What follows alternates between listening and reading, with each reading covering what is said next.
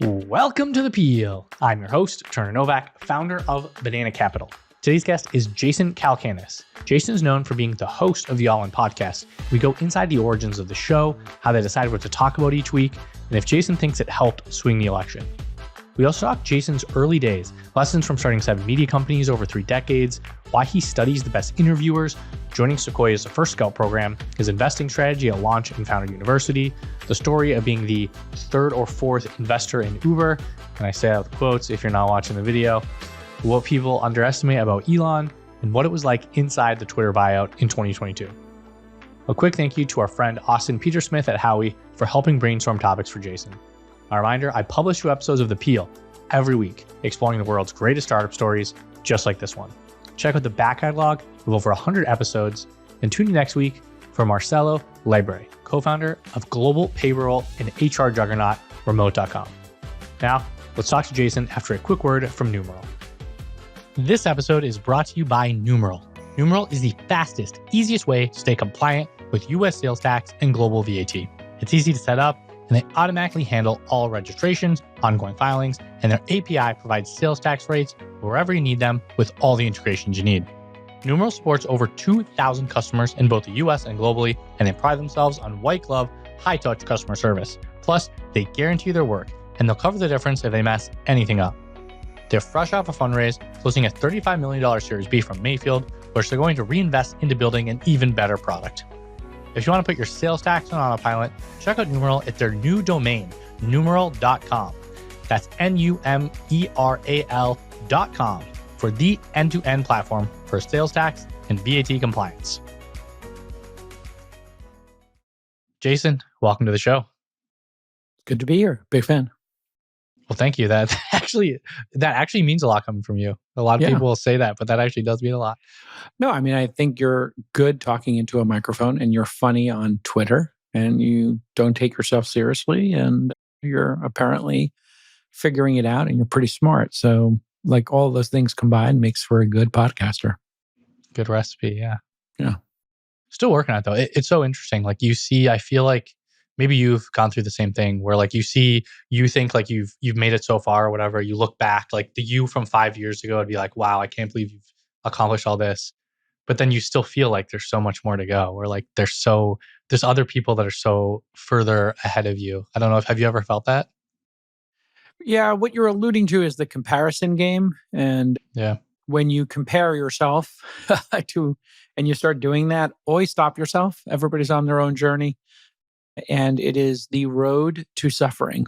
Once you start comparing yourself to Tim Ferriss or Lex Friedman or Joe Rogan or All In podcasts, like there's always somebody who's going to be better, richer, faster, stronger, whatever.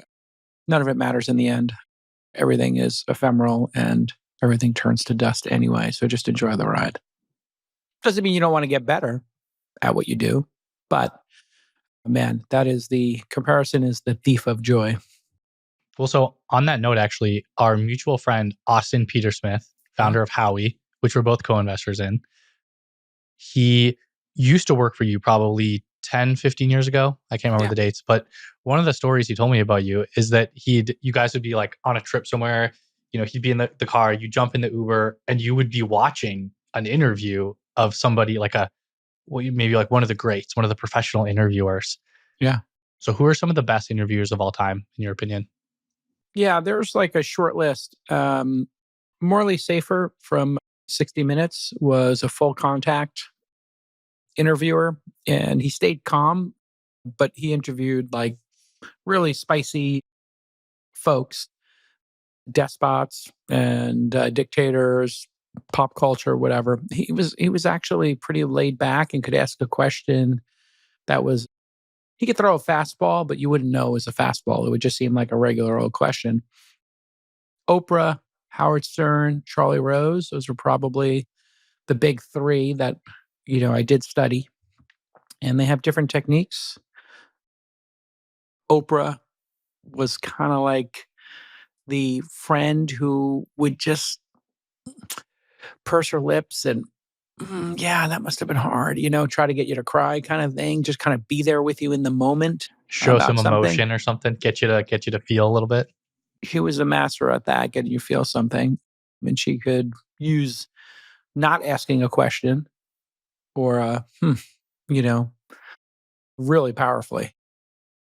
Charlie Rose was the best at the let me do a stream of consciousness question about when you were making Pulp Fiction. Did you know the audience would be able to follow along with the way you did time displacement? And then he'd smack his hand on the counter. So what was the point of doing that? I think he was in his mind forming the question and bringing the audience along with his percolating on it, but which I'm doing right now. Yep. And by doing that and taking his time about how the question was formed, he was giving the subject time to think about his question, and he was giving them multiple angles of where to go. So the rambling question that Charlie Rose always does, it gives the subject like 2 or 3 different directions to go. He's talking about Pulp Fiction. Did you know it was going to be as big of a hit? But was the audience confused? And is that your favorite film of yours? And, he would embed like 3 or 4 different ways to go. But he was also very good at listening. Howard too. So Howard and Charlie Rose also would be listening deeply to the answers to the question. And this is the thing that I always brought to my interviews, which is the next best question is embedded in the previous answer. And so when people make a list of questions, sometimes they're not listening to the answer because they're getting nervous. Okay, this question's coming to an end. I need to get the next one queued up. Where am I going to go next? Just take a breath, take a beat, listen to the answer, and then double click on something in the answer. What that does is it creates a synchronicity with the audience because the audience doesn't have the piece of paper with your next question on it. They have but the answer that they're just listening to. So they're in the moment. Most interviewers are not in the moment. So being over prepared or being a slave to your question list means you could miss a really great follow-up opportunity. So I'm always looking for that follow-up opportunity. So a mistake would be, let's say, next question on my list is, you move to Austin or something. I start like just jump into a completely unrelated topic when someone might actually say, yeah, or someone might be curious. Then maybe why do you think people mess that up? Like why do they jump to the next question and stick to the list and not put themselves in the audience perspective? I think they're probably a slave to the work they put into it. And they never thought about the audience. And so I'm always thinking about the audience. I'm always thinking, did they understand what they just heard? So sometimes you'll hear me on All In say, can you unpack that? Or, I'll just explain GDP or, some acronym comes up. I'll explain what it is one more time or what the difference is between, different GDP readings. Very boring example. But when I meet people and they say, oh my God, I love the podcast. I say, oh, tell me more, like what specifically? And they say, oh, I found it very confusing, but sometimes you stop and you have people explain things. And I always appreciate that. So I get that a lot. And sometimes, people can be like, well, I don't need to explain that. Or, they could just look it up, sure, you could pause the podcast and look it up. And then people who are in the know, they might be annoyed by taking the time to slow down. But sometimes slowing down is speeding up in some ways because the person really goes back to first principles and says, okay, here's how inflation works. Here's why inflation goes up. It could be you're printing too much money. It could be there's too many people competing for a smaller set of goods. And lobsters went from being not in demand and they were considered insects of the oceans. And then when they were overfished, there were fewer of them. And then they became more coveted because they were more rare. You can kind of explain inflation in a very easy way. It helps the discussion, right? It helps everybody get to that sort of systems thinking, which a lot of VCs become obsessed with because all we have, since we're not building, is thinking. So you just come up with more and more ways to think in a crisper fashion, in a more thoughtful fashion, in a more effective fashion. And that's, while you hear them talk about survivorship bias or this cognitive belief, all the time, it's because that's all we have. You're just trying to make sense of a decision you made 10 years ago. How did I make that decision? That was such a good decision. Or why did I make the wrong decision to invest in Google? Oh man, I should have invested in Google. People just sit there and wring their hands over and over again. That's why when you're in the moment, it's good to think about your thinking. It's good to do that metacognition, process. Okay, am I in a bad mood right now? Did I get in a fight with my spouse? Am I arguing with a friend? Did my stocks go down? Am I, upset about something I read in the press? Okay, yeah, all those things could be impacting my decision making. Let me meditate, take a walk, go for a walk, smoke a joint, whatever it is, whatever your bag is.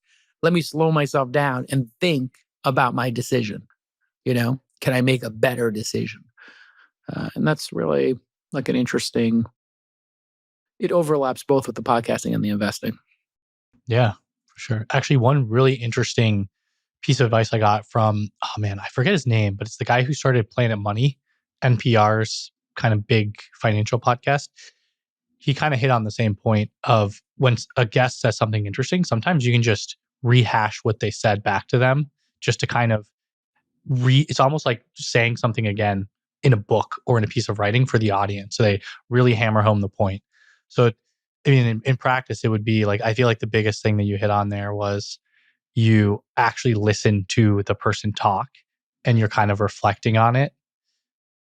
And so it's like, it's something I definitely try to practice. It's like you have your list. Like I have like 20 things I want to talk to you about, but I'm like restraining right now, listening to you and trying to figure out which one there we might go not be to a next. great next question based on what I just said. I may have just put a period at the end of the sentence, not a comma or an ellipsis. Well, thanks everyone for listening. This is a great episode. We'll see you in the next one. Well, a period to this question. Sometimes there is a period. It's like, yeah, and I did that and it was fun. Boop. Yeah. You don't need to, the energy is better spent on the next question. So that's the art of it, right? Sometimes there's a science, sometimes there's an art, sometimes it's alchemy. It's a little bit of alchemy. Are there any up and coming kind of podcasters, interviewers, question askers, researcher type people? I mean, we're kind of bucketing into everything we've just been talking about that you think are, on the rise, people should pay more attention to. They're going to be the next Charlie Rose, the next Oprah. I think the space is so saturated right now. It's like hard to distinguish much because everybody's become pretty good at asking questions, to be honest. When I started 15 years ago doing a podcast, I was one of the first podcasts when it was on iPods. There was nobody doing it. So my interview with Travis would be one of one, or with David Sachs was one of one. There was no other interview. You could listen to that one or not listen. So now, gosh, the thing I find hilarious is podcasters interviewing podcasters. It's just like a giant Spider-Man podcasting, circle jerk. Yeah. It's just like, what are we doing here? Like, I heard you like there's interviews about interviews and debating. We are literally talking about podcasting strategy and interviewing strategies of two podcasters talking to each other. Which is actually like, it's kind of the moment, right? Yeah. I like non-consensus, spicy people. I like people who are a bit fringe. I like people who are difficult, challenging. So like my podcasting tastes go to people like Bret Easton Ellis, or who's the author. He has a Patreon, it's paid, but he's like a gay author in Los Angeles who wrote American Psycho, who was banished and banned for writing that book, in his 20s. And now he just talks about his takes on pop culture, getting old, and it resonates deeply. So the Bret Easton Ellis podcast, for $10 a month for me is like, just art and perfection. And it's just him. He's being himself. He's struggling with his age. He's struggling with woke media. He's struggling with his friends having Trump derangement syndrome and trying to figure out like, well, why is everybody obsessed with this? And why can't anybody finish a novel? And like the end of the novel and the end of the empire, the end of cinema. and people not going to theaters and the movies not being good anymore, when he spent his whole life in a world where people wrote great books and it was meaningful to write a magazine article, a profile of somebody. And then, like Red Scare, and Red they do Scare? a Red Is this a Scare is podcast? the podcast. Yeah. Dasha and Anna, they basically are they're part of the dirtbag left, I guess, is what they Wait, called it is that originally. you adding dirtbag, or they actually call themselves the dirtbag? They actually call themselves the dirtbag left. Yeah. Okay. They hang out in Dime Square, which is like a square down in Chinatown on the Lower East Side. But they remind me of like the people I hung out with in New York in the 90s, where they're kind of like in their own little New York elite bubble, building their own little media empire, doing their own thing. And yeah, Dasha just got banned because she had Nick Fuentes on the pod, which I thought was pretty hilarious. Yeah, I like Preet Bharara, who does Stay Tuned with Preet. Like he talks, and he's got a paid one, cafe.com. So I like the paid ones, I guess. All three of those are paid. I pay for all three of those. I think the people who are like on the fringes, who are not doing advertising, who are just pay to hear me talking to a microphone, are like super fascinating people. Super fascinating. Because it's kind of a bold take because, I'm saying just to have a paid podcast because the typical model is free. Why would someone start a paid podcast? Like, is there advantage, disadvantage? I think they probably want to express themselves, but they don't need for it to be big or giant, and they want it to pay their rent and allows them to focus on it in a very deep way. Yeah. I started watching the Adam Freeland show. I think he's like pretty low-key funny. Adam Freeland. I don't know if you know him. He's like a stand-up, and yeah, he does like I recognize the face. He's awkward. His timing's weird. He gets emotional during the pod, but he's authentic. I think all of the people I'm talking about are authentic human beings on planet Earth who are not trying to do a podcast. I think they're all trying to express themselves first and then like be part of the podcasting, diaspora second. They're not trying to be part of podcasting. They're just pursuing something artistic for themselves. And that's kind of what I did, Like I didn't get into podcasting because I wanted to be part of podcasting. There was no podcasting back then. I just wanted to interview my friends and talk about startups because I was passionate about it. The end, It wasn't like a complicated formula. It's like my friends were building cool shit. I would talk to them about what they're building. And you have started, I actually didn't count, but you probably started 3, 4, 5, 6, I guess 7, depending on how you classify these kind of like media companies over the years. Yeah. So do you know the exact number? I don't know the number, but I have a reflection on it, which is I've always looked at like new mediums coming out as like a playground, and I just assume they're going to work. And if they don't work, who cares? It's worth, going into the sandbox and playing a little bit and seeing what it is. So, my first media property, Silicon Alley Reporter, and, slightly before that, Cyber Surfer, were zines, zines, zines, which were, self-printed magazines. You would go like print a photocopy of them. And I love that because it was like very punk rock. You didn't need permission. You just wrote some words, took some pictures, laid it out, printed it, and then photocopied it. And then you handed it to your friends or they bought it off of select newsstands kind of situation. So what year was this? That was 95. Yeah. 95. How do you start that? I mean, you got to print things. I went to literally a photocopy store with a printout that I'd done on my laser printer and said, make me 1,000 photocopies of this. And then I brought them to a party, and on the back page, it said, subscribe for $100 to 10 issues a year. And then hundreds of people ripped the back page off and sent me $100. And all of a sudden I was making tens of thousands of dollars in subscriptions, and it was enough for me to not have to work for anybody else. Boom. I was in business. And then I started selling ads.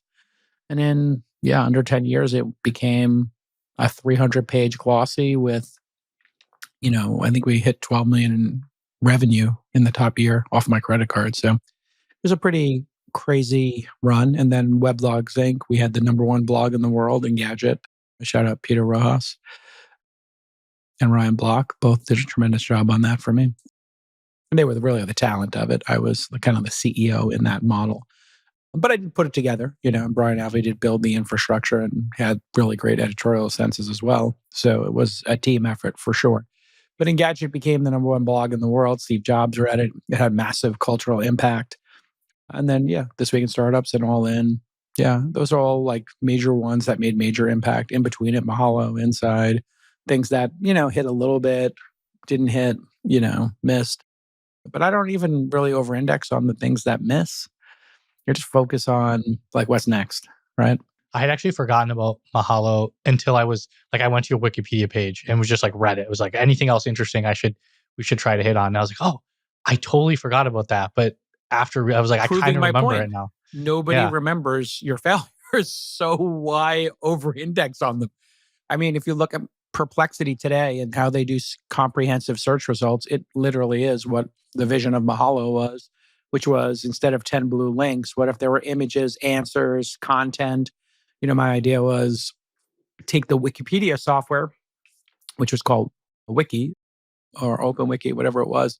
And then I just started building pages like, here's an iPod page. It's better than Google's page for search results. So start there for navigation. So Yahoo was waning. Google had searches for everything. And I was like, well, what if we use the power of the crowd to build search result pages, which were called SERPs? It was a really good idea. It got to 10 million in revenue. And then Google decided to de-index us because, frankly, we were competitive.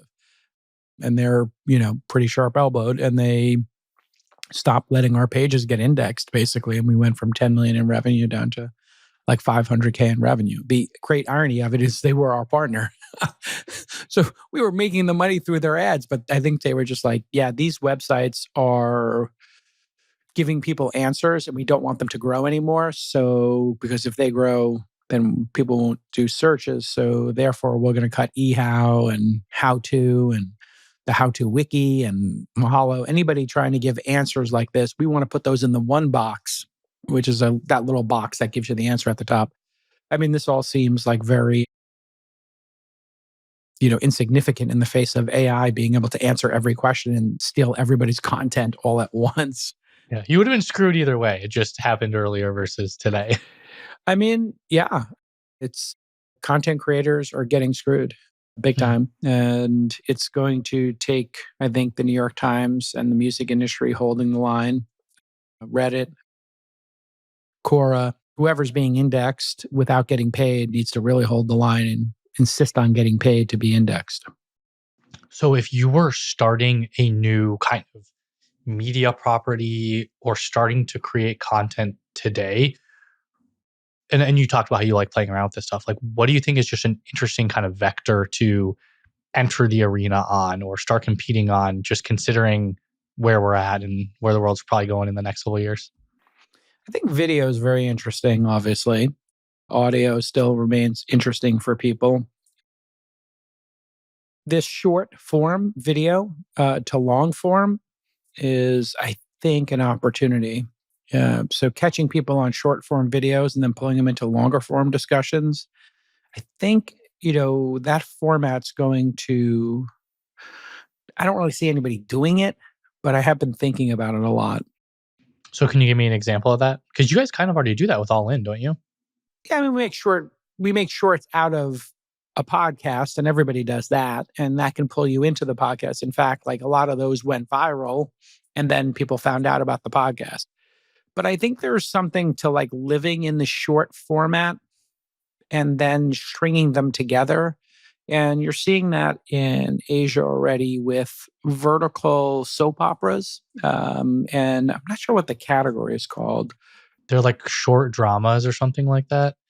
Yeah, vertical dramas. I guess, micro dramas, mini dramas. These are all what they're being called.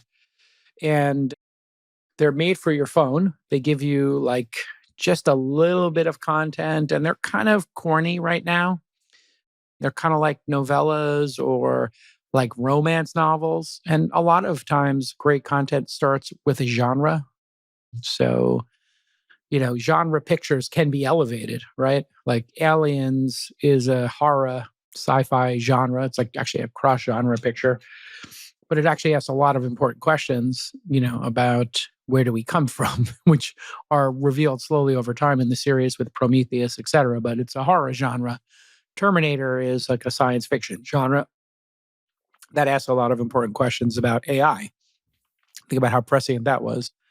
Blade Runner, a genre film, So anyway, these are genre films. They tend to work in romance, and I think they're targeting like middle-aged women, older women in Asia right now.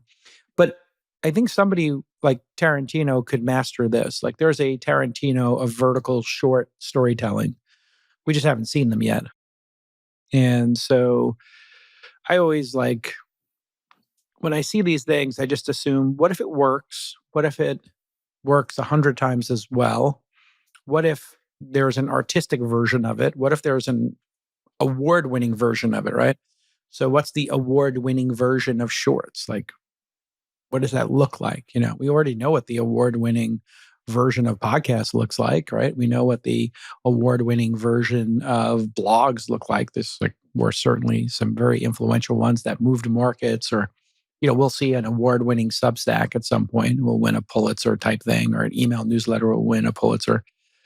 Maybe they have already, I don't know, for original reporting or something to that effect. So I'm always looking at it and I just assume, what if it works? I also think there's going to be something that with this IP, the Star Wars, Marvel IP, somebody will figure out a way to build new IP in new spaces. I think it might happen in VR or AR, where somebody will create the next Star Wars and an experience like that will have legs and create a, classic world building is what they call it. So Lord of the Rings or a Star Wars franchise coming out of not books and movies, but imagine it comes out of AR or VR, where you're walking around the world and experiencing Han Solo, Chewbacca, or Gollum, or. But these are like entirely new characters, right? Like it's not Lord of the Rings. Yeah. It's not Star Wars. It's like. Not reusing IP. Somebody's going to make new IP that works in this format. Some might say this K-pop Vampire Hunters might be an example of. Oh yeah, this. My daughters love that show. Yeah. So you can go to sing-alongs with it. So they figured out how to get them to go to movie theaters. Like once a week, they have a sing-along of that Netflix streaming movie in movie theaters, and you can go and participate, which also like would lead the mind to think people are online too much. They've got brain rot. How do they get rid of the brain rot and being online and self-isolating? Oh, they go to a movie there and do a sing-along.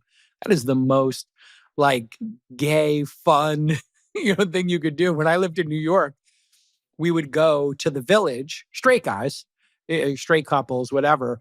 And you go to the Village just to go have the joyous experience of sitting with a drag queen who was playing piano, singing Broadway show tunes. And it was kind of cool back then because there was no delineation between like gay, straight community in Manhattan. It was just, oh yeah, there's a cool thing going down at the Roxy, like it's roller skating disco night. It would be like 70% gay, 30% straight. Or if you went down to, like these sing-along bars in the West Village, they were, I don't know, 50-50, but you could go sing show tunes. Like it was like a fun thing to do at 2 a.m. after you've been out drinking or whatever, working late. And I think this K-pop kind of realized people love singing together. Like karaoke is like the thing people do in China and Korea and Asia. Like that is the social thing, is getting a room and singing. And sometimes they do it alone. Like sometimes people go and they rent a room alone to practice singing. Interesting. It's pretty fun. Yeah. I mean, you think of just the power of just singing and like music, dancing. TikTok, probably like the biggest recent kind of like emerged new platform. It started as this lip syncing dancing app, like which just everybody a throwaway, like. But yeah, we're all it's like doing that in our things. cars anyway. We're lip syncing to our favorite song. I was singing on the way here. What was I singing? I think I was singing Ed Sheeran. Yeah. 100 on the land, sea. I actually, this guy, I do like Taylor Swift song is going crazy. I do like Taylor Swift. It's a guilty pleasure. Part of it is just having two daughters who like They like that stuff. So you I kind of have lean three into it. daughters, so you kind of can't avoid it. I really wanted to go to the Eras tour. I feel like an idiot that I missed that because I felt like a real cultural phenomenon. Somehow I missed it. Yeah. Yeah. I mean, I'm assuming I think she'll do another one. Like she can't not. Like you've seen the numbers. She made like $1 billion or whatever. She probably made less in profit, but like the headline numbers, she made a shit ton of money. I think she made like $2 billion and maybe netted $1 billion for herself, but even still, hundreds of millions of dollars. It is very interesting that short viral clips on YouTube result in ticket sales. So I, living in Austin now, got to see ACL the last 2 years, Austin City Limits, like a music festival, like a Coachella, but in Austin. And I got to see Chaperone, Doce, Sabrina Carpenter. And like seeing them is a very weird experience because you hear their songs as the soundtrack to other people's videos constantly on the socials. And then you see them in person and you're like, oh, I know snippets of their songs. I don't even know full tracks, which for me as a Gen Xer, which just feel free to call me boomer. Anybody above 35 is a boomer at this point. But as a Gen Xer, we had the album, right? And the album was like, the CD was sacrosanct. Like you bought the Brothers in Arms CD and you bought the Pink Floyd Dark Side of the Moon, or Wish You Were Here. Like you played the album, you experienced the album. Sometimes there was a 12-minute track, Telegraph Road, or whatever. And you listened all the way through, right? You didn't like and pick you would songs. listen generally to the entirety of the album was how it was supposed to be consumed. It would be like, listening to tracks from multiple albums would be like going to 3 different restaurants and having an appetizer, an entree, and a dessert at 3 different restaurants, which, by the way, is what I do in Japan. We call it bang bang. We can talk about that another time, but it's one of my favorite pursuits. Doing the bang bang in Japan. There's bang bang in Japan. There's a clip for social. Episode. Yeah. Yeah, this could go viral. No, bang bang is something I saw like these foodies do, like chefs. Instead of going to one restaurant, you go to 2. So you make 2 reservations. You got your 7 o'clock, you get your 9 o'clock. You get like 3 or 4 dishes at each. So instead of, everybody ordering 3 dishes each at one restaurant, you have 4 people, 12. You order 6 at one restaurant, 6 at the next. Or maybe you go 7, 8. You taste a lot of stuff. But you get to have the experience of like 2 different dinners, 2 different appetizers, whatever. So in Japan, I hit 7.5, I think 8. I think we hit 8 bangs in one day. 2 breakfasts, 2 lunches, 2 dinners, and then an assortment of other stops along the way, including like going to a vinyl bar. Speaking about like interesting pursuits, there's a new thing there, vinyl bars, where you go and you listen to music. And I have a friend, Amanda, who likes to talk more than I do, if you can imagine. I don't think it's possible.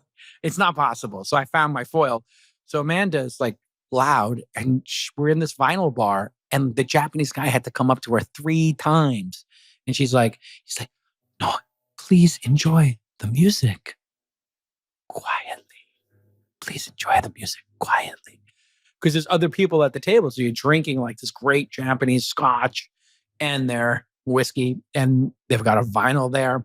And it was really interesting. You take a marble from a bowl, and they have marbles by decade and they have marbles by genre, and you can put the marbles together. So I want like some, I want some rock and roll from the 70s, or I want some pop or jazz from the 50s. I want pop from the 2000s. And you put your marbles into a rack, and the DJ gets the marbles. They look at them, and then they go into a wall of vinyl and they pick a track. And interesting. It was like a really fun, cool experience. So is it like a mashup, like pieces of the song, or is it like one song after each other? They just play one song after another. You get to pick a track. Okay. So when you get there, there's like 10 marbles, so you get 10 songs ahead of you, or 6. Maybe there were 3 or 4 marbles ahead of us. When we got there, we put in a couple of marbles. It was at 6 or 7. And they have giant speakers there, like these unbelievable, giant, classic, sought after speakers, and, like these Macintosh amps from the different company than Apple, Macintosh. They have these giant musical amps there with the tubes in them to make that really beautiful, rich sound. So you have the rich vinyl with the rich preamp, or the amp and the rich speakers. Yeah, I'm getting into this audiophile stuff. It's really cool. Can you like feel the vibration of the music in like the seats and the floor and stuff? Is like one of those places? Yeah, you feel it much differently than you would. And I think it's because, again, back to this like isolation versus experience economy that we're going through. I've never said it like that, but I think it pretty much encapsulates the high and low. The low being like I'm isolated, I got AirPods in. The high being I went to ACL and was with 100,000 people when Sabrina Carpenter or Chappell Roan were at the peak of their popularity. Or I went to this bar and sat there with other people instead of sitting at home and listening to a really good music system and had a really good whiskey and had a really like the vibes were immaculate, right? So I think that's like a big part of the future is getting people out of their isolation and get them into more shared experiences. I'm actually hearing young people are leaving their phones at home. They have a smartphone, but they also have a flip phone and they'll move their SIM card and then go out with their flip phone and then with a camera.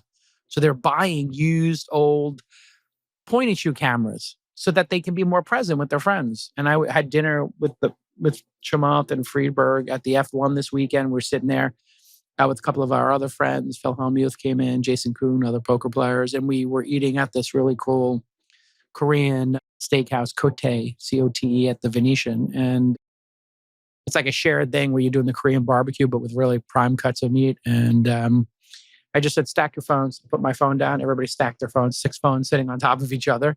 And we didn't touch our phones for dinner. We just talked. We were present, right? That's what I think all this mental health problems are coming from the smartphone.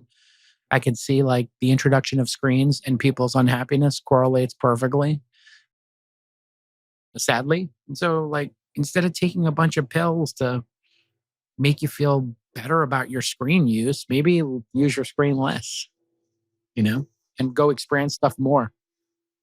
It reminds me a little bit about like cigarettes, how it's probably like for decades, we both knew and didn't know that they were bad for you, right? Like we kind of knew, but also it was being an denied. Ambiguity. Yeah. And then we find out like, hey, these give you cancer and they like objectively are not good. And they're terrible. It's like 50 years later. They're not helping your asthma or clearing the phlegm from your throat. Like, I remember smoke. like the 70s and 80s, people were like, yeah, no, I just need to clear us out and have a cigarette. And you're like, what? You just like ate smoke for an hour. Like that's not good for you. There's a great movie, The Insider, with Russell Crowe. I don't know if I've seen Michael Mann. Oh my God. Yeah, I mean, I just need to, with you guys under 45 years old, I just need to tell you what to watch. Go watch The Insiders, 1999. Michael Mann. You should see anything by Michael Mann, by the way. Just go Michael Mann or Ridley Scott and just watch everything that Ridley Scott, Michael Mann have ever made and then report back. But The Insider is, the story of the 60 Minutes interviews. And we want to talk about like when journalism was at its height. And the CBS producer, Lowell Bergman's struggle to get this on air with this guy, Jeffrey Wigand. And Jeffrey Wigand is played by Russell Crowe, famously. Yeah. It's awesome. Yeah, I'm reading the IMDb. The description is a research chemist comes under personal and professional attack when he decides to appear in a 60 Minutes expose on big tobacco. Sounds like not that could be pretty good. Not a box office success, but nominated for 7 Academy Awards. Really? Yeah, it's just incredible film. I want to kind of actually switch topics a little bit just because you mentioned Chamath and Friedberg, and I want to talk to you about All In a little bit. I think that's probably why people clicked on this one and wanted to listen. How can you just take me back to, I can't remember when you guys started it, but what was kind of that moment of deciding to do it? It was during COVID. Chamath was leaving CNBC and he was like, called me on the phone. And he's like, I want to do a podcast with you. I was like, yeah, come on this Week in Startups anytime. He's like, no, I want to do a new podcast, just me and you talking and whatever. And COVID had just hit and they were just starting to shut things down. And we couldn't see each other at the poker game. We played in a weekly poker game and we were like, hey, we should talk about COVID. And David Sachs was famously posting himself like with like all the protective gear as a joke on social media. Really? I forgot about that. Which was like, of course, the Republican lunatics give him a hard time about that photo, when that was absolutely the right thing to do. If we didn't know this was going to be like, I mean, the original reports, and they were true, were the people who first got infected, a lot of them died because it was at its peak. COVID was at its peak deadliness, lethality. And then all of these diseases get less lethal. So one of the things we learned and discussed on the pod is over time, these things, atrophy some way. And I'm not a scientist, so I can't tell you, but that is a trend that thankfully happens with them. And we also didn't know how to deal with it. So people were, in hospitals getting put on respirators. Maybe they shouldn't have been put on respirators. And then Freeberg was at our poker game and was friends with the group, and he knew about science. So we were going to talk about COVID. We pulled him on, and the four of us had a chemistry that was kind of undeniable. And, I just based the format on the McLaughlin group, which was an old Sunday morning show. But the guy, John McLaughlin, as the moderator, was kind of always a little bit full contact. He was a little bit pissed off. He was talking like a New Yorker or an East Coaster like I do. And, he'd give the guys a hard time. Wrong. I think it's a wrong answer. He would, force him to answer the question. Oh, you didn't answer the question. He'd push him a little bit, prod him a little bit. And then I added to it just breaking chops a little bit because I'm from Brooklyn. That's what we do. We roast each other a bit. In the poker game, we roast each other. So that kind of vibe, I think, just resonated with people. And we had a captured audience at the time. But, looking back on it, I think I look back on guests I've had on the pod or at events for firesides or keynotes, and there is like this 4-quadrant box, like how knowledgeable you are, how much experience you have, like lived experience, knowledge, etc. And then like how concerned you are with other people's opinions or not concerned with other people's opinions of you. How freewheeling you are. Two scales of very, very expert, very concerned or not concerned. Yeah. Well, if you made 4 quadrants, you would have people on the bottom who didn't have a lot to say and a lot of knowledge. Well, they shouldn't be on a podcast. Like, what's the point? Like, you don't have much to share. Go back to life and get some shit done. So then you're in the top 2 quadrants, and you have in the top right, top left, people who have a lot of knowledge, but they're scared to say it. They're scared to tell the truth. And then you have the other one, truth tellers, who also have a lot of knowledge.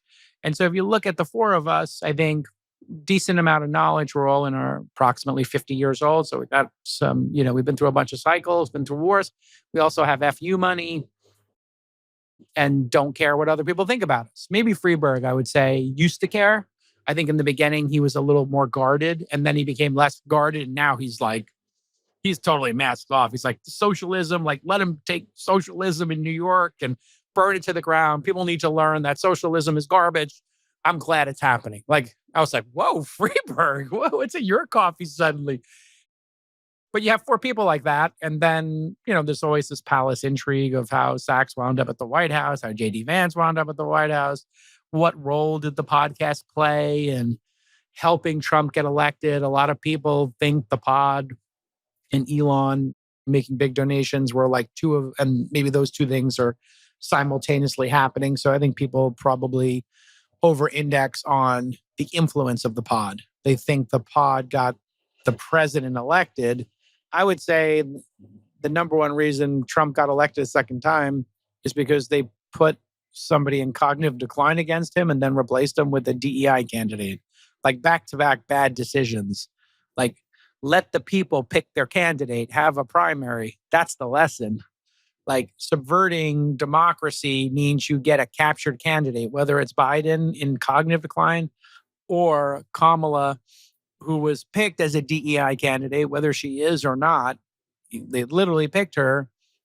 Biden said, I'm going to pick a Black woman as my vice president. So now you've basically labeled her as that. So she has no credibility. She's obviously not great on podcasts, which would have been good for her. And then I was going back and actually looking at our DMs, and I was like, oh, you guys got Trump on the podcast. That's a big land. Do you think you'll get, I think it was Biden or Kamala, and you're like, no, we're not going to get them. They don't do unscripted podcasts. We invited them countless times, publicly, privately, back channels, etc. Chamath has said on the podcast he was a major donor to the Democratic Party. So they literally let Chamath leave the party. They let Elon leave the party, Joe Rogan. These were all lifelong Democrats. Some of them donated money to the party. Some of them supported it. And like, you don't go on Joe Rogan, you can't figure that out. Like, as the presidential candidate, you part of it is understanding how to win. Like, I don't think Trump won this election as much as like they gifted it to him. If they had put any serious candidates out against him, if it had been Shapiro and Pritzker or Newsom and AOC, like I think it would have been really close. I'm not saying he wouldn't have won, he might have, but it would have been close. I mean, they just gifted how do you not even have a primary in August? I was like, just do a 6-week primary, a 4-week primary. It'd be exciting. It'd be box office for TV. Start with like 8 people in a debate, go to 4, go to 6, go to 4, go to 2, and then pick. Like, it would be the most exciting summer programming ever. And I told people in the Democratic Party who were significant players in the Democratic Party what to do. Not that they're listening to Jason Calacanis, but that would have been box office. And now subsequently it's come out that that's what Obama wanted to do and other people wanted to do. They wanted to do what I called the speed run primary. And they didn't do it. Because that would have been an insane momentum. Like you kind of, you go in and then you have it. I feel like the one risk is like, if the wrong person wins and you like the momentum kind of dies or something. I don't know if you. I mean, you know how could the momentum die more than having Joe Biden not be able to complete? I don't know. A thought in a coherent thought in a debate, followed by Kamala Harris cackling like a fool and not being willing to talk to anybody unless she brought her like white support vice president. Remember, she brought her vice president to the first CNN interview, and you're like, what? I don't remember that. But why can't you just go on CNN yourself? And why does everything have to be staged and massaged? And you went on Call Her Daddy, but like allegedly like it's scripted and like, or like less free will. Like Call Her Daddy is the podcast Kamala's doing. Like, really? Yeah. Who's running these campaigns? It was a disaster. But I hate politics. I hate talking about it every week. But it is what it is. And yeah, I'm not a fan of politics. I don't like politicians. I don't like politics generally. I would much prefer we were doing tech and markets and science and media. But, listen, I'm but one of 4 players on that stage, and the audience really wants us to check in on politics. So sometimes it's uncomfortable. I'm a moderate independent. They paint me as a lunatic Democrat who listens to MSNBC. Yeah. I think that's probably a debate technique. I've voted Republican 1 in 3 times and Democrat 2 or 3 times in my life, just statistically. And just all my beliefs are more about, I've been pegged as libertarian more than anything. I'm a pull yourself up by your bootstraps, less government guy. But I think for people who are MAGA, it's easier to try to paint somebody and just do the name calling and make them, oh, you're just a libtard. Oh, you're just, it's like, have you been paying attention to my tweets or where I live or the fact that I wear a gun on my hip? Like I carry a pistol and I live in Texas. I'm obviously not like, I could be living in Mondami's New York or, Karen Bass's Los Angeles. I'm not. So why do you guys lean so much into politics if you don't like it? Because I feel like you've definitely gotten. Well, I think the other guys love it. I think the audience expects it at this point. I've been trying to keep it more balanced, but I think it's really just the rule of Trump. Trump takes all the oxygen out of the room. He has every time he's president. And even when he's not president, the guy's a master of taking over the conversation. Like if we tried to have a discussion today and you were like, what's in the news? It's like Trump in Ukraine, Trump in Venezuela, Trump in Mondami. Like which one of the 7 different flooding the zone Trump items would you like to talk about today? The Comey and, Comey's case getting dismissed with the lawfare. There's just, he takes up every space. AI, cryptocurrency, like these are our natural topics. Who's having the biggest impact on AI and cryptocurrency? Trump. He's like literally setting the table for our industry's top issues. So in some ways, it's good that he wants to be in the mix in everything. But it can also be exhausting to and also Trump says a lot of things. So, and then he says things and then he doesn't mean them or he forgets he said them. So I have rules of Trump. Like one of them is wait 3 days and before you react to anything he says, because he might never mention it again. He might take the opposite opinion. You don't know. So he's like, I'm putting 150% tariffs. And then he's like, well, okay, we're not. If you react in real time, you're just going to be constantly spinning. So wait 72 hours. And then also understand if things are, the other rule of Trump is when things are not popular and he misses, he quickly changes course. He quickly course corrects. So remember when the stock market crashed in the spring because he was doing the tariff stuff was too chaotic? And then he's like, you know what? We don't really have to focus on 150 countries. We just have to focus on the top 5 or 10. And we're going to take our time on those. And he basically just walked back the tariffs completely. And all of a sudden the stock market came right back. And people were like, okay, he wants to be popular more than anything, I think.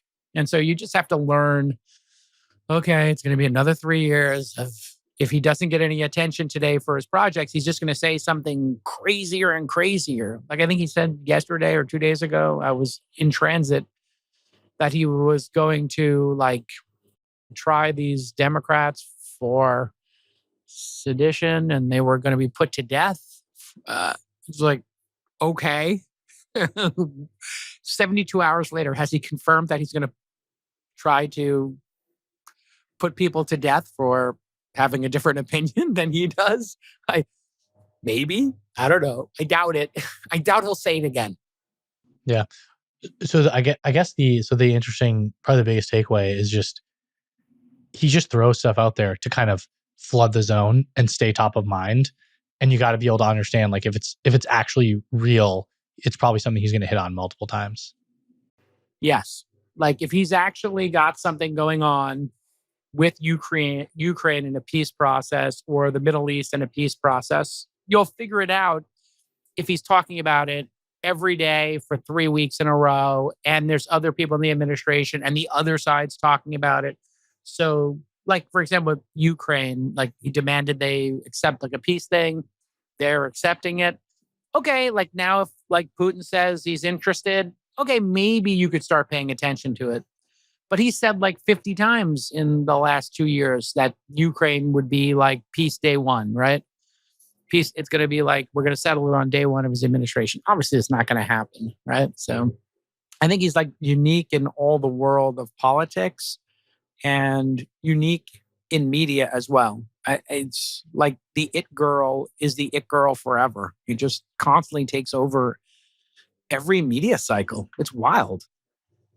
Is there, if you were thinking, what we're going to try to tie this back to tech and startups, if you were trying to take that mindset as a founder, what are lessons you think you can learn? Are there ways to kind of insert yourself in a way that is the correct way to do it, if that makes sense? I mean, there's a different playbook going on right now on Twitter, which is launch videos and being a shit poster, replying, being a reply guy, being a thread guy. So there are versions of this. I think Trump is unique in the world. I would not try to base your startup's marketing strategy of Trump as an 80-year-old guy who's been in the media spotlight since the 80s. He's playing a different game, having been the focus of attention for 50 years. And I think what works is talking about your customers a lot, celebrating your wins, showing your product, explaining your product, making these launch videos seems to get a little bit of attention back to video being the new currency. Appearing on podcasts is always good. If you're Keith Raboy and you say a bunch of spicy things, but you build great companies, I think, does anybody remember any individual spicy thing, or do they just remember Keith Raboy successful? They just remember Keith Raboy successful, entertaining. So if I'm starting a company, do I want successful Keith Raboy involved? Yes. Boom. Oh, I'm doing a startup. It's an early stage startup. Oh, Jason does This Week in Startups and All In. Maybe he can help my startup. Great. Maybe if it's early enough, I'll apply to found a university or Yeah, Launch Accelerator. Boom. That's all I need, just to be in top of mind when you're looking for a partner, right? So I think being top of mind when people are looking for scheduling software or an assistant, Howie's done a good job of that, right? They've shared vibes that hopefully people will get into. Yeah. It's an incredible product too. Product works. I am at the point where I have Athena assistants right now, and I'm going to put my Athena assistants on Howie. So I'm going to have like a 2-level there's levels of these system. assistants. Yeah. So when did you first get into angel investing? Do you remember your very first angel investment? Yeah. So I was advising my friends on how to raise money and which venture capitalists to raise from, because I had just raised from Hollow and was doing stuff and had, sold a company. So people would come to me like, oh, you sold a company to AOL. How'd you do it? Oh, you raised money. How'd you do it from Sequoia? And so it was interesting because I had introduced Sequoia and had sent them emails to Michael Moritz, Doug Leone, and Ruloff. Hey, Elon's raising money for Tesla. Hey, Mark Pincus is doing Zynga. Hey, my friend Ev Williams is doing Twitter. And all three of those, they didn't wind up doing the early rounds of. And then at some point, Ruloff called me and was like, hey, I'm going to do the Scouts program. I want you to be the first scout. The concept is pretty simple. You go invest money. We split the carry 50-50 and you put 25, 50K checks into stuff. It's just a way for us to meet more founders. And, it's, probably wouldn't amount to much. And obviously, was this their first kind of iteration of the Scout program? It was the first iteration of anybody's Scout program. It was like they created the category. Now everybody's got one. So yeah, they created the concept of a Scout. The first class was like 8 of us. I think Brian Sugar, myself, guy from Meebo, Seth Sternberg. Well, so this may be a dumb question, but I feel like people probably want me to ask, like, why wouldn't Sequoia just write the checks themselves? Like, why do they need you as a scout? Like, why don't they just... I think they wanted to expand the reach of their network and not miss anything. I think probably after missing Facebook, Twitter, and some things, they started to feel like maybe we're missing stuff. And like if a New York VC, Fred Wilson, could win the Twitter deal, maybe we need to have more boots on the ground, right? So I think it was an experiment and it worked. Yeah, Seth Sternberg was from Meebo. And there was this little kid, he would look like he was in high school, who was one of the first scouts, Sam Altman. He did Stripe as I've heard of that guy before. Investment. I did Uber, DataStax, Thumbtack, a couple other companies. It was pretty funny. And that turned out to be the highest multiple fund they've ever done, is what I'm told. Really? Their Scout fund? Now, I don't know if it's a dollar on dollar. It's obviously not the most dollars they've ever made. But I think, on a multiple basis, it performed spectacularly because it was a tiny fund. And I think it was the GPs of Sequoia's money because they did it as an experiment. Now it's formalized. They have hundreds of them. I think Andreessen Horowitz has copied it. Everybody's copied it because it's just a great way to empower other people to make quick decisions with small checks, increase surface area. My belief in venture is that that there's like opportunities at the late stage and the early stage, but in the middle, it's incredibly competitive and incredibly, the valuations are incredibly overvalued in the middle. And that makes portfolios really hard when you're doing Series A, Series B portfolios. It's really hard to make those work. Series A, B, C is like so crowded. Now, if you're doing very late stage and you've got 2-year window, 3-year window before the investment is realized and you can double your money in 3 years, okay, great.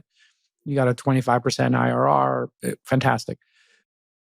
So that means the opportunities in the early stage, but in the early stage, you have 80% of the companies go to zero, like seed investments, like 80% go to zero, maybe 80% pull through or 60% pull through to the next round of investing. So you have to have a lot of surface area.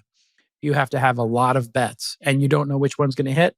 And then you have to have a strategy maybe to double down. And you also have to have a strategy to liquidate early because many companies get to 500 million, stall out and become worth zero, or they get to $1 billion or $2 billion and they stall out and they become worth zero. Because the C rounds, the D rounds are so competitive, there's so much money in the ecosystem that they overvalue them in those rounds. And that would be actually the best time to start taking chips off the table. So you need to have the strategy's changed completely. there were a fraction of the number of companies being launched 12 years ago, 14 years ago when I started doing this.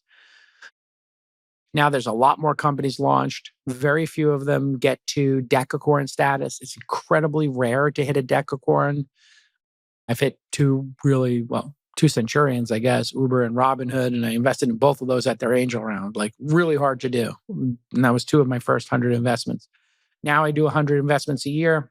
We'll probably hit 150 next year or so. When we do our fifth fund, we'll probably be 150 a year pace. And we expect 80 or 90% of them to not make it to Series B, let's say. So we want to be high volume, small checks, accelerator like Techstars and Y Combinator, or Founder University, where we'll give people, if they want it, their first $25K check at $1 million valuation when they just have an idea. So that was one of the experiments I ran. About half the people applying for funding, and we get like 20,000 applications a year. We get like 400 or 500 applications a week for funding. We sort through those. We meet with the top 100. We put it all into a database. We categorize it. I've got 22 people doing this. It's like a big data project. Where I have How many people did you say? We have 22 people in the company. That includes the media business, and then 12 people on the investment team. So, I have people doing 4 or 5 meetings a day, 20 meetings a week on the front line, and then some go to the second meeting. So it's high volume in terms of applications, high volume in terms of the number of applications, meetings, and second meetings, and then extremely low on a percentage basis. So we're investing in 1 in 150 or 1 in 200 people who apply for funding. But we found out half of the companies applying were not really even incorporated or didn't finish their product yet. We were getting them in year 0, in other words. So we started Founder University. It's a 12-week course, Founder.University. And people come there. We just teach them all the blocking and tackling stuffs across 12 weeks. They come twice a week, one for like a talk by a notable speaker. And then on Thursdays, they have a pod of 20 companies, and they kind of all share what they're working on, what's working, what's not. Anyway, we invest in 10% of those companies. So 350 teams came to this latest one, our 11th in the United States. So we'll invest in 30 of those maybe. And we'll do it primarily through a $25K check at $1 million valuation. So each week when they check in and tell us what they got accomplished, we just say, would you like the $25K check, or would you like to come to our accelerator, or both? And like 2 out of 3 people click both, or either one or both. So most people would like amount of money. And then we didn't realize it, but like 40-50% of people just want a $25K check to incorporate, like, call it the friends and family check, to make it real. And so I think we've written 150 of those so far. And then we have the right to put a little bit of money, like 100K or 250K in the next 2 rounds. So we have a little super pro rata, like very modest. And we get to do a little bit more investing as it goes if it pops. And it's working. What does that mean? What are the stats you can share, but besides just that it's working? So I think about 60% of the companies wind up raising another round of funding at a higher valuation in the first year after going to one of our programs. So 60% pull through on those really nascent companies is pretty good. And so that, to me, is like the earliest sign of success. And we don't want it to be more than 50 or 60% for Founder University, because we want to bet on crazy ideas and experiments.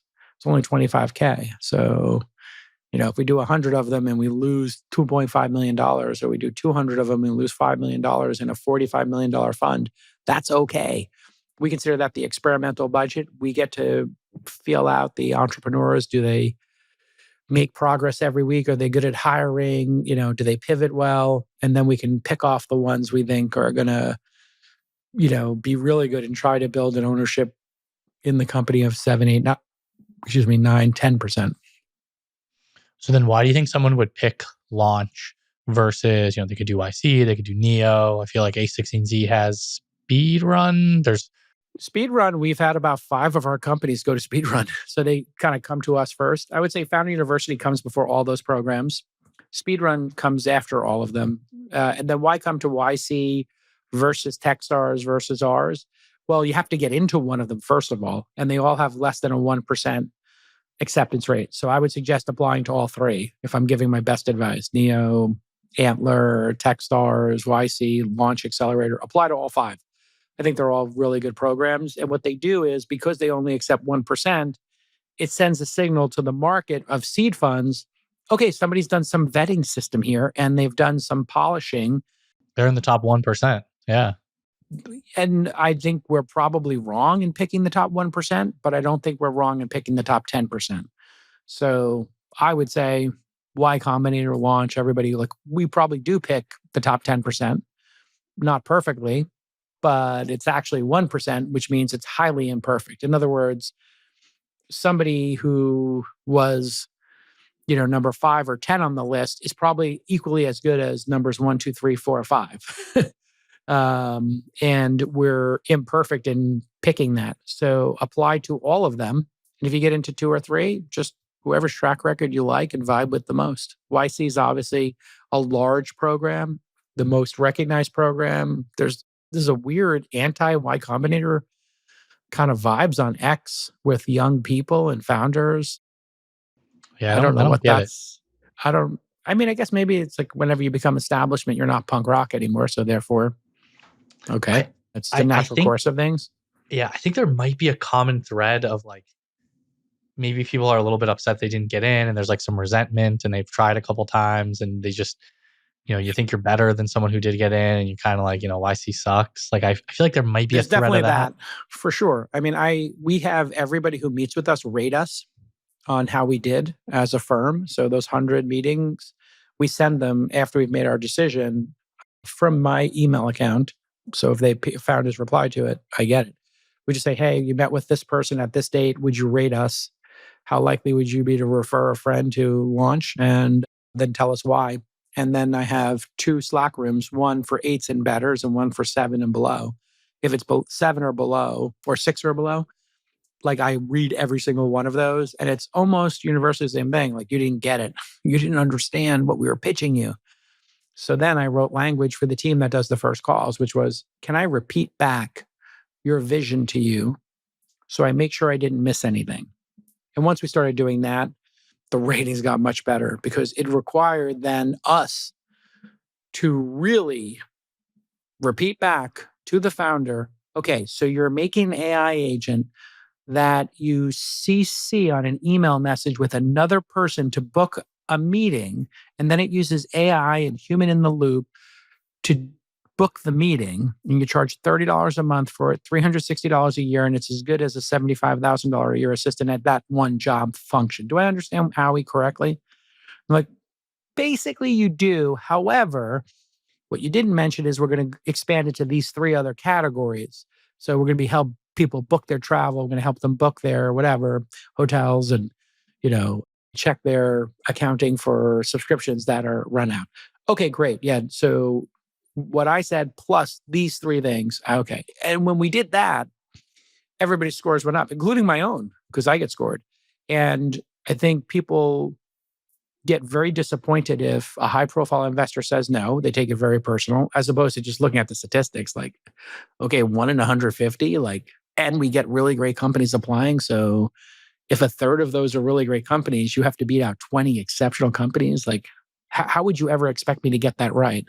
Even if I'm got a good track record, I can't bat 1,000. Like, it's just totally unrealistic. But at least if people feel heard, and then we follow up with them. And then we do a little thing where we follow up with them and tell them, oh, by the way, we have all these free credits for This Week in Startups. If you want them, you can get them here at getstartupcredits.com. And we'll get them some startup credits at the end to, how can we be helpful? The famous, like, let me know if I can be helpful any other way but giving you my money and my reputation, which is what everybody wants. But if you're a founder, just understand, like, it's a numbers game. You don't need 100 out of 100 people to invest in your company. You need 3 out of 100, 2 out of 100. And then you just meet with another 100 and you get 2 of those. And every time, if you get product market fit and you have a chart, it gets better. You'll get there eventually. But most founders are like, they do 20 meetings and they're like, venture capitalists are idiots. And it's like, it's the hard job. We kind of are idiots. I mean, some of us though. I mean, it is or the task is impossible because you are making an investment on incomplete information. Like poker, you can call somebody's bluff and look like a genius, or you can call what you think is a bluff and they have the stone cold nuts and you lose your entire chip stack and you look like an idiot because they were so confident. And you unpacked it and were like, they're so confident, I think they're bluffing. Like, we have partial information, folks. Like, we don't know what's going to happen in the world. We don't know that AI is going to displace this whole category of startups. We don't know if, some new technology is going to replace the old one and there's going to be a platform switch. Like, there's so many unknowns that you're just trying to make intelligent bets as best you can, and then intelligently pair your positions as best you can so as to hit 2.5 times the amount of money that was given to you so you can keep doing the pursuit known as venture capital. Like, that's it. And once you realize that as a founder, okay, these guys are just terrified human beings just like me. They just have to hit 2.5%. And they could have a 5X fund, a 10X fund, and then a 2X fund or a 1.5X fund. And then everybody thinks they're a loser and they think they're losers. And it's like, there's randomness. Like, you got to look at the whole career and say, oh yeah, funds 1 and 2, great. Fund 3, oh, that was a dud. Fund 4, that's looking promising. Okay, I'll do fund 5. Like, it's hard. What we do is hard. Yeah. It sounds like the biggest takeaway for founders is you just got to have a massive pipeline. Like, it's just a volume game. Just 100%. Don't give up with those first 20 people. You got to talk to 100, 200. I mean, maybe it'll take 1,000. Like, if you've got a good I'd say low hundreds and, is what I see up until Series A. Yeah. And if you get traction, then it increases massively. So there is a theory to just focus on your traction and get modest traction. And then the seed funds are like, oh, this really impressive team has 300,000 in annual revenue, and this team has none. I think I can make a safer bet here. I'll go with the one that already put 300,000 on the board. And that's what I see seed funds do all the time. They're like, okay, 3 people pursuing the same thing. One of them has more revenue and more growth. I'll go with that one. Yeah. I mean, that's the thing to remember is just everyone's trying to make money. Just make the investors believe they'll make money by giving, make more money by giving it to you. And if you pick a sky high valuation, like I'll have sometimes founders coming out of our programs, they want to raise at a 20 million valuation. They have no revenue. They haven't launched the product. And I'm like, you can go for it. It could happen, but you might be up against somebody with $1 million in revenue that's growing 50% a year or 100% a year. And they figured out more than you have. And maybe they'll get those investors' dollars and they've got a $12 million cap on their notes. So that would be low. $1 million doubling in a month. I don't know about 12 million. No. I was saying like they're growing 50% a year, not a month. Like they're showing some, like it's an imperfect, like, oh, they're showing some traction. They're figuring it out. Like, some people might bet on that company. And, so different investors have different philosophies of, which team to invest in. And some people are not valuation sensitive. And I think that's why the entire category is underwater right now, is that the valuations at the early stages just make it impossible for these funds to perform unless they hit, a decacorn. And hitting a decacorn is really hard. Most VCs will never do it. Yeah. Well, you said you've hit 2 already. 2 Centurions. Yeah. So those are Uber and Robinhood. Yeah. What was going back? Was Uber? It was like 5 million pre-money, post-money, 4.5 million. Yeah. I think Robinhood was 15. It was expensive. Both of those were pre-launch. So got lucky. So how did those come about? I think the Uber one, he pitched it at an angel event. He came to Open Angel Forum. Yeah, I used to host a party for 10 angel investors in 2 or 3 cities where they would take pitches from 5 companies. We served burgers and beers, and you just pitched, you took up questions, and then people would give you a commitment on the spot. And did you charge people to attend those? Nope, it was free and invite only. So Naval, myself, Chris Sacca, Cyan Bannister would do it in San Francisco. Myself, Matt Coffin would do it in LA. I had some folks doing it in New York. I kind of just was pissed off. There was a company called Keiretsu Forum that was charging $5,000 to pitch supposedly angel investors. You were actually pitching lawyers and accountants. Yeah. Quote unquote. And I just said, I'm going to destroy this company. And I went on a holy jihad. I said, I'm going to go on a jihad to destroy the Keiretsu Forum. Here I am 15 years later, and I'm still on that same jihad. Don't pay to pitch your startup to investors. That makes no logical sense. But, Travis famously pitched there, and of the 21 people, myself and first round and Cyan invested. Rest is history. Yeah. So you get lucky sometimes. Most people thought it was a dumb idea. So what was the common pushback at the time, thinking it was a dumb idea? It was in the real world.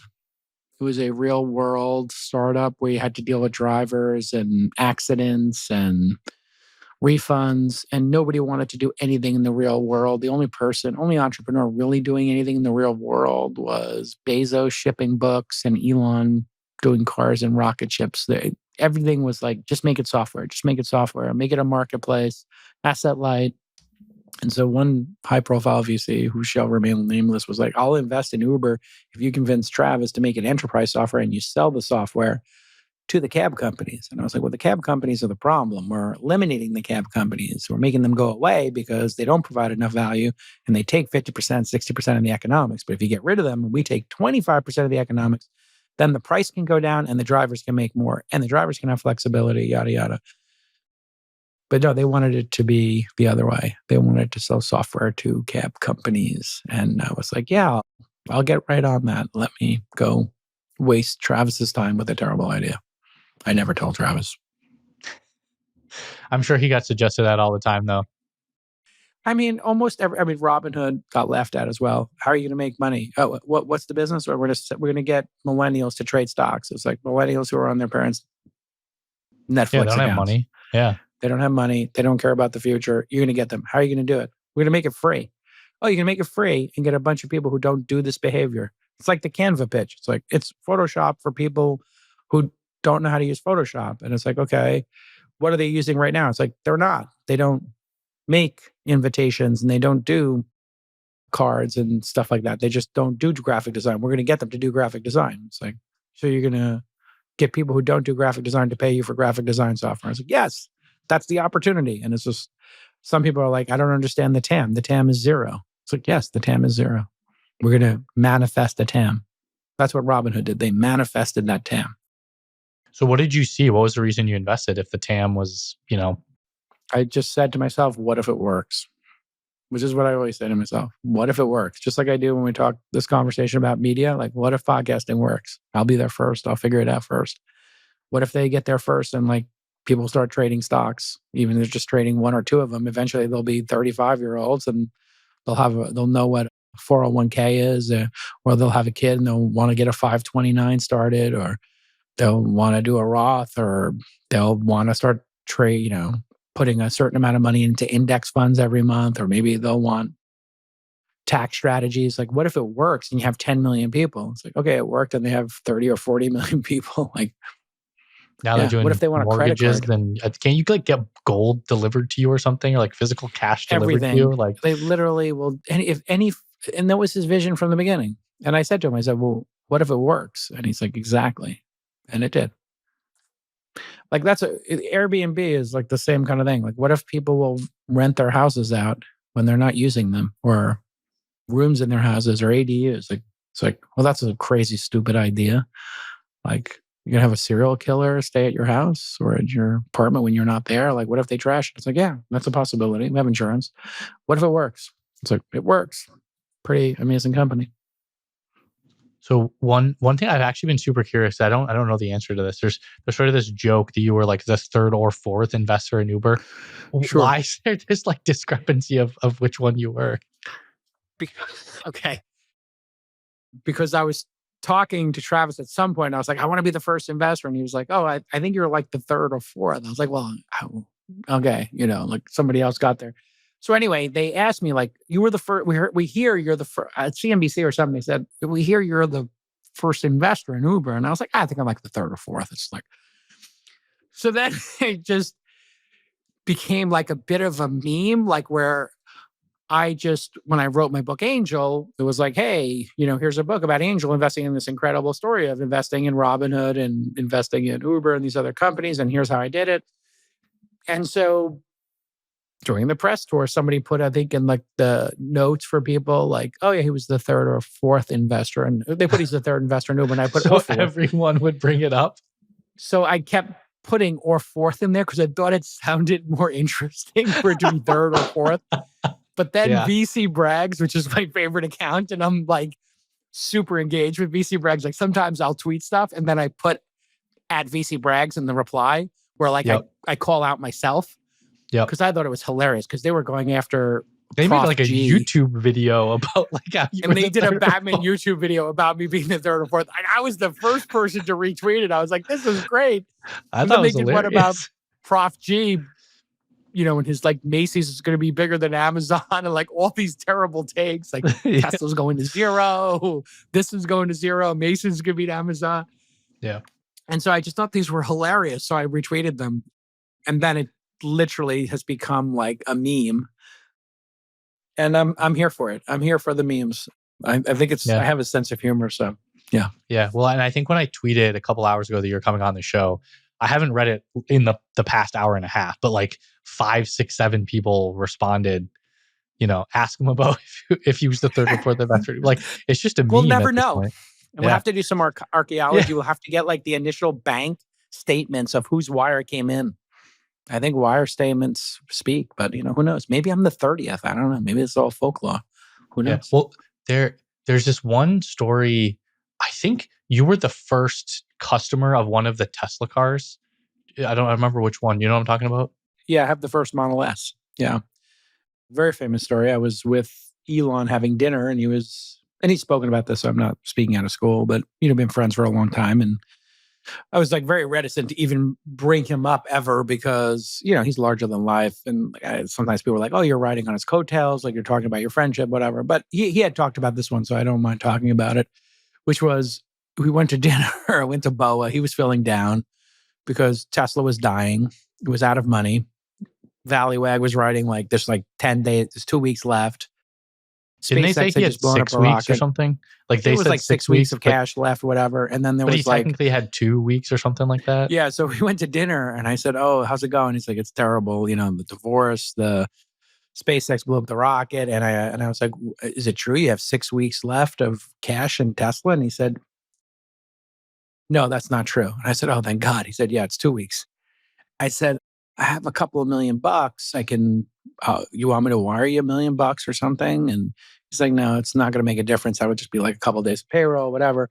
I said, well, certainly there's some good news. And there's always something that's good news, right? There must be something. And he took out his BlackBerry to date the conversation. He started swiping on the little ball. And he was showing me, he said, don't tell anybody, but this is the model. This is the sedan we're going to make. It's going to be Model S. He actually didn't have a name for it at the time. We were like actually brainstorming names.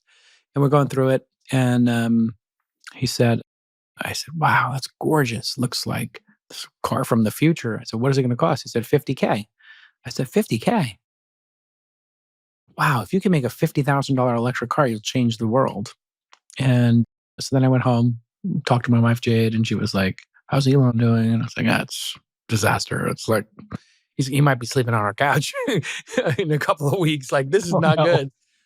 And I said, but I think he's going to figure out Tesla. I think he's got this new car he's going to do. It's going to be like 50 grand. She goes, oh, I want one. I said, yeah, I want one too. So I said, get me the checkbook. And I wrote 2 handwritten checks and I wrote a note. That car is going to change the world. I'll take 2. And I put 2 $50,000 checks in it. And I FedExed it to his office just to make him feel good. And, maybe I could pay for 1 day or 2 days of payroll. And 3 months later, a month later, he closed some financing. 3 months later, the checks cashed. Then I get an email one day, hey, your reservation number 1, your reservation number 73. And I forwarded it to him. And then I talked to him and I said, you don't have to give me number 1. He's like, don't worry, I got the mules and, I got all the whatever. I want you to have number 1 because you're the first person to buy it. It means a lot to me for you to have number 1. And I said, okay. And then they sent it to me. And then they had shipped it and they were a public company. So CNBC is like coming to my house or like different news organizations are like, hey, we got to see the car. It's now out. It's out. They've talked about their shipped cars. We know you have one because I'm a loudmouth and I had talked about having number one. And, like the car wasn't exactly perfectly ready at the time. So like I was getting updates on a thumb drive, because it didn't have the radio in it yet to do over the air. And you have to literally stick in a hard drive. Stick in a thumb drive to update the software. So I have like a Tesla engineer coming every week or two to update it. And like I was giving them my notes on it. It was very early, as you could suspect. And so, I'm like giving all these notes of things that need to be fixed, like, like 10, 20 things, lists, and I'm sending it to the team over there. And then I go on CNBC or whatever. People are asking me how it is. And I said, flawless. This car is going to change the world. And it did. I'm sure they loved that soundbite, like the clip of you yum, doing yum. That. I would give them my classic CNBC, yum, yum. This car is going to change the world. And it did. And it's sitting in my garage. It's worth $1 million now. Somebody offered me $1 million for it. I'll never sell it. Wow. And I have 16 of the Roadster. So I have 2 of these. 16? Shout out Elon. Yeah, number 16 of the Roadster. Oh, no. I thought you said you had 16. No, like a Jay Leno of style. Them. But those are worth $250,000 each, I think. The original Roadsters. A lot of people crash them, and they don't crash very well. It's like kind of a go-kart. So if you crash it, it's kind of over for the car. Oh, no. Maybe you. Jeez. So the number of Roadsters is going down precipitously because people love to drive them. And I think that one will become worth more eventually because even though the other one's number one, the 16 is, I think there were like only 4,000 of those made. I don't know how many Roadsters were actually made. They were pretty bespoke. But yeah, and now the self-driving is 95% of the way there. I think they're going to figure it out in the next year, too. How did you meet Elon initially? Elon was roommates with my friend Adeo from New York. They were roommates in college at Penn, I believe, at the University of Pennsylvania. So yeah, just met him socially. And we vibed. We used to hang out in LA. We both lived there. Now we both live in Austin. We hang out in Austin. Just a normal human being. Yeah. Who started 7 or 8 companies that changed the world. Yeah, no big deal. What do you think people underestimate about him? He's a great engineer. I think people forget that. Like, he's actually a legit engineer who understands the underpinnings of these things. They probably also underestimate the amount of value you get from having built many factories. It turns out building factories is the business of Tesla and SpaceX in many ways. It's not the thing that comes out of the factory. It's the thing that makes the thing that comes out of the factory. And there's probably only 3 or 4 people on the planet who know as much about factories as Elon. Might be somebody who works for Tim Cook at Apple, Foxconn, Samsung. There's a small number of people who understand factories to the level he does.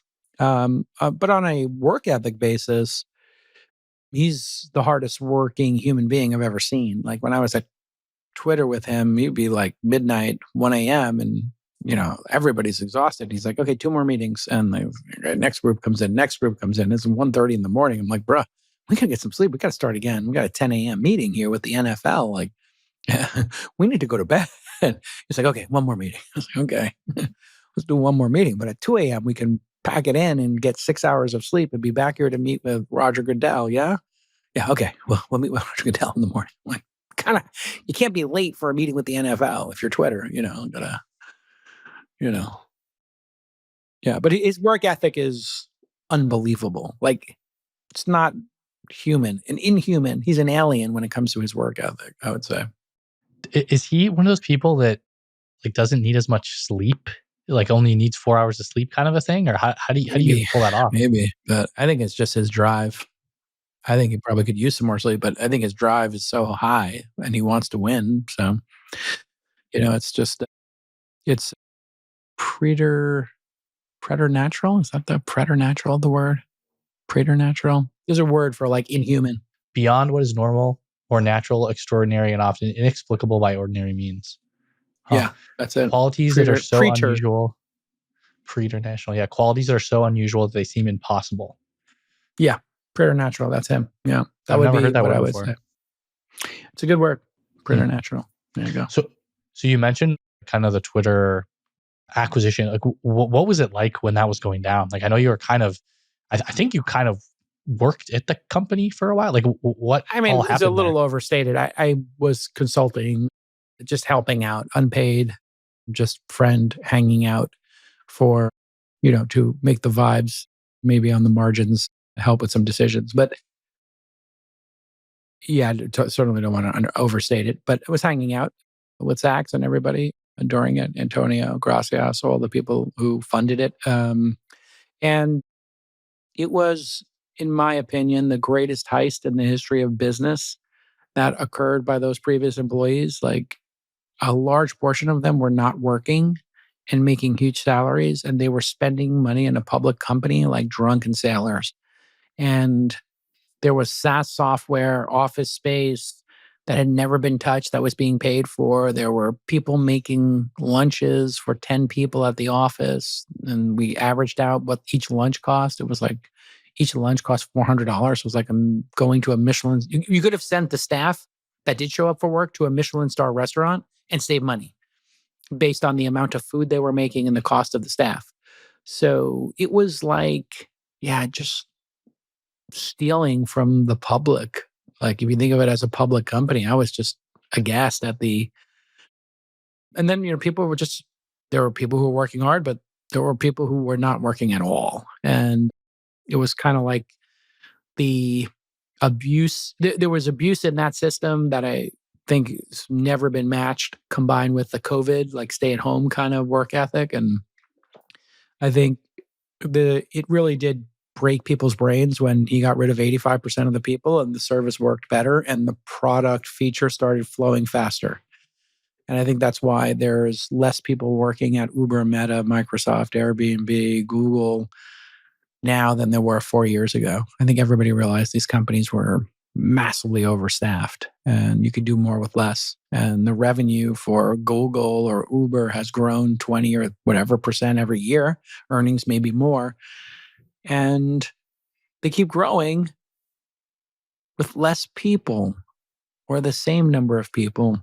And then with AI, I think it's going to become more pronounced. So I think we're going to be sitting here with these companies. I think we could be looking at Amazon, Uber, Google, Meta, all having less employees in 2030 than they have now and having massively more earnings.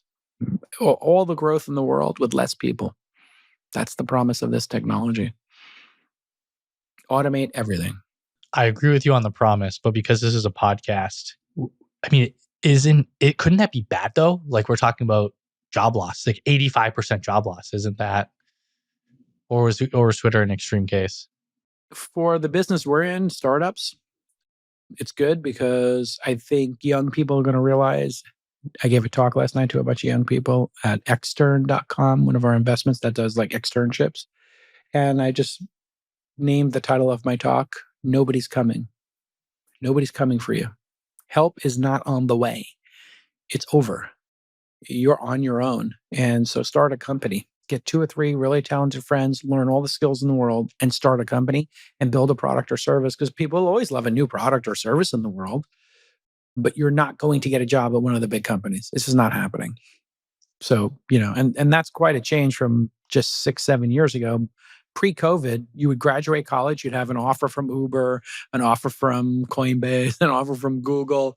You'd have like 3 of the 7 people you met with would make you a really nice offer and you would be picking between them. And now, like, the people who were working there, who were the managers giving you those offers, are now your competition for a job. Holy cow. And that happened quickly. Now, a lot of people don't like me talking about this so candidly, but we are going to face the greatest job displacement in the history of humanity, is my belief. There's a chance it doesn't happen. There's a chance this technology peters out and doesn't keep compounding as quick as it is. I think that's like a 10% chance. I think there's a 90% chance that this time is different. That instead of having a bunch of job displacement over 40 years, we're going to have it over 4, maybe 10 years, 4 to 10 years. Like, I think we're already seeing it. Companies are like, maybe we should stop hiring and just automate this. And if we hire a young person out of school, we're going to have to train them and they're going to slow everybody down. And then they're going to leave in 2 years. Yeah. So like maybe we just automate it, or we find a third party you can outsource it to. Like somebody was dogging me for having 2 assistants on Athena. And I'm like, it's $3,000 a month per assistant. It's $72,000 a year for 2 assistants. I couldn't hire an assistant for 75K or 100K. And if you did, they would leave in 6 months or 12 months or 18 months. They don't want that job. They don't want to do that work. It's just, how can you blame a business person for wanting to outsource to a better solution? With 2 Athena assistants, I have 80 hours of coverage a week, not 40. And they don't leave every 12 months. And if they do leave, they get replaced by Athena. It's their job to replace them. So go to athenawow.com. You can get a couple of weeks off. There's my plug.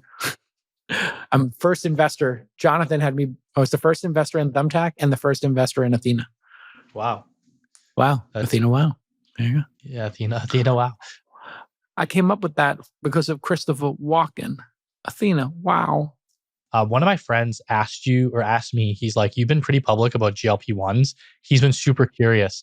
Can we talk about that really quick? Absolutely. GLP-1s have changed my life, perhaps saved my life. I gained 2 pounds a year for 20 years of being an entrepreneur. Been having kids. That'll accrue over time, yeah. Yeah. And I used to be a marathon runner. I was like super svelte. I didn't know that. And then just over time, I didn't pay attention to it. And I was very ashamed of it and like kept trying. And I would go from 213 pounds down to 190, back up to 200. It was just brutal. And I'm 5'8.5". So like on a good day. So that's pretty chunky. And my face was really fat on TV. And I heard Tim Ferriss and Kevin Rose, 2 good friends of mine, talking about Ozempic 4 years ago on their Random podcast, where they talk about random shit. And they were talking about it, and it wasn't for weight loss, but they were using it off. Kevin Rose was using it off label to get rid of some visceral fat that he couldn't get rid of. And I guess then I went to my doctor and I lobbied them about it. And anyway, this all ends in a commercial because now I am literally a spokesperson for Row.co. So Row.co, I was talking to the founder at an event. He's like, it's really inspiring. And I was like, yeah, you guys are doing GLP-1s now. I'm going to move my GLP over to there because I have to pay for it now because I'm not a fat bastard anymore. Anyway, he was like, would you consider being a spokesperson for us? And I was like Serena Williams? And he's like, yeah, and Charles Barkley. It'd be like you and those 2. And I was like, okay. So we did a sponsorship deal. So I'm going to be in commercials for Row.co. I'm Jason Calacanis. I was a fat bastard. I'm no longer fat. Look at me on my podcast. When I was 213 pounds. Now look at me, a svelte fighting weight of 170.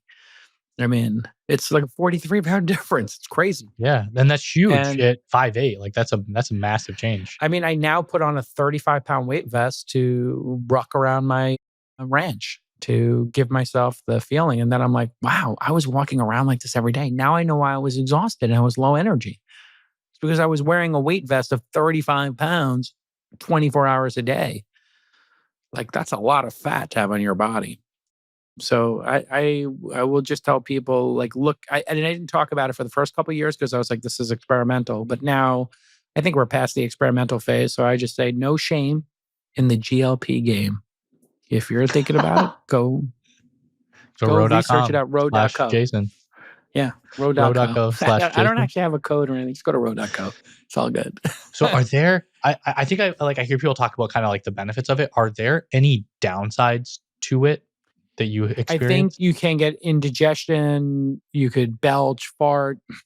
It slows down the food in your system. So you will, if you talk to people candidly about it, if you forget that you took it and then you go eat 3 or 4 slices of pizza, you might like literally vomit. That happened to me twice, where I just ate too much sushi and too much pizza.